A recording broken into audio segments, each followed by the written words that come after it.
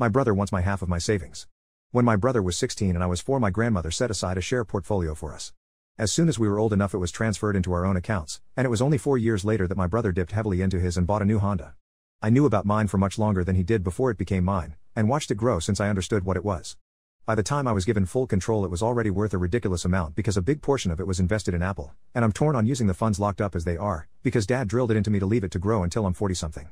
I don't talk much with my brother. He's done some stupid things to the family over the years and I didn't really grow up with him, so all I usually hear about his life comes through Dad. His new girlfriend works in law though, and I've received a formal letter from them both that the investments my grandmother made were designed to be for both of us to use, not just for me alone, and his was only around $15,000. The number is right, but mine was only worth that at the time he spent it too. They want half of the value of mine now, and his girlfriend has informed me if I don't give them access then the legal fees and fines would eat up my half and I'd be left with nothing. The dividends alone support a huge part of my life and they've saved me a few times.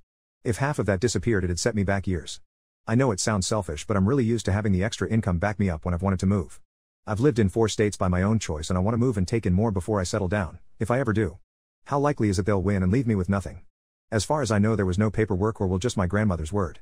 She set up my brother's accounts when he turned 19, but she gave them to Dad at the same time as my brother got his, and Dad transferred the whole lot to me 6 years ago. For my share, I have all the logins, the trading accounts and bank accounts are in my name, and the shares are all solely in my name too. Should I find my own lawyer, and if I need one, what kind do I need? I have an accountant I've used for years, but this doesn't seem like an accounts problem but a law one.